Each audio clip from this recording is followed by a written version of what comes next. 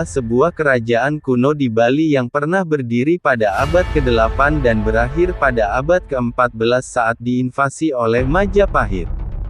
Saat Kebo Iwa menjabat menjadi panglima perang, kerajaan ini sedang diperintah oleh seorang raja bernama Sri Ratnabumi Banten yang sangat disukai oleh rakyat. Gaya memerintahnya yang sangat adil serta bijaksana membuat kerajaan ini terus tumbuh dan menjadi kuat. Kekuatan dari Bali Aga ternyata membuat Majapahit jadi geram. Seperti yang telah dikatakan di atas, kerajaan Daha yang menjadi induk dari Bali Aga sudah tunduk dengan Majapahit. Bagaimana mungkin kerajaan yang kecil ini justru tidak mau tunduk dengan kekuatan Majapahit yang besar? Bahkan Majapahit sedang ada pada masa keemasannya. Kehebatan Kebo Iwa yang membuat Majapahit ciut. Sebenarnya Majapahit bisa langsung menginvasi kerajaan Bali Aga saat itu juga. Dengan kekuatan yang sangat besar, tidak ada halangan untuk menghabisi Bali Aga.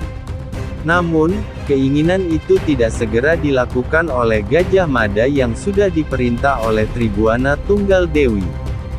Dia masih berusaha mengatur strategi untuk mengalahkan Bali Aga.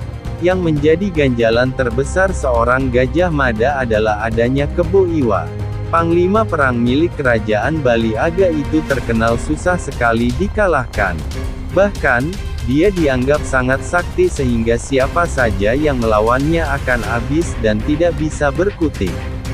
Gajah Mada mengetahui seperti apa kehebatan dari Kebo Iwa sehingga dia lebih suka mengatur siasat daripada bertarung satu lawan satu. Taktik penghabisan Kebo Iwa, taktik yang akhirnya digunakan oleh seorang Gajah Mada adalah dengan menipu Kebo Iwa agar mau datang ke Jawa. Sebagai bentuk kerjasama dan persahabatan dua kerajaan, Kebo Iwa mau saja diajak ke Jawa dan akan dinikahkan dengan salah satu putri dari Majapahit yang memiliki kecantikan luar biasa. Setelah di Jawa, Kebo Iwa sengaja ditipu oleh Gajah Mada untuk membuat sumur dengan usahanya sendiri. Sumur ini nantinya akan dijadikan mas kawin pernikahannya dengan putri dari Majapahit. Kebo Iwa menyanggupi itu dan akhirnya melakukan penggalian meski akhirnya dia dikubur dengan tanah dan batu oleh pasukan Gajah Mada. Perang dan kutukan Kebo Iwa pada Nusantara. Usaha yang dilakukan oleh seorang Gajah Mada ternyata tidak membuat Kebo Iwa meregang nyawa. Dia justru bisa keluar dan menantang perang dengan Gajah Mada secara jantan. Tantangan itu akhirnya diterima oleh Gajah Mada sehingga keduanya bertarung mati-matian tanpa ada yang kalah, saking kekuatan yang dimiliki nyaris sama. Untuk mengakhiri pertarungan ini Kebo Iwa mengalah karena sudah tahu kalau kematiannya bisa menyatukan Nusantara. Akhirnya Kebo Iwa tewas di tangan Gajah Mada tanpa merasa kecewa atau kalah.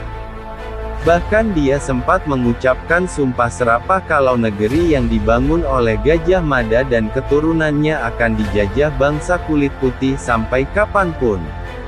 Demikianlah kisah dari seorang Kebo Iwa. Meski dia sangat ditakuti oleh Gajah Mada, nasib tetap membawanya pada sebuah kematian. Kebo Iwa mengembuskan napasnya untuk membuat negeri ini bersatu di zaman Majapahit. Meski akhirnya runtuh dan negeri ini dikuasai Belanda.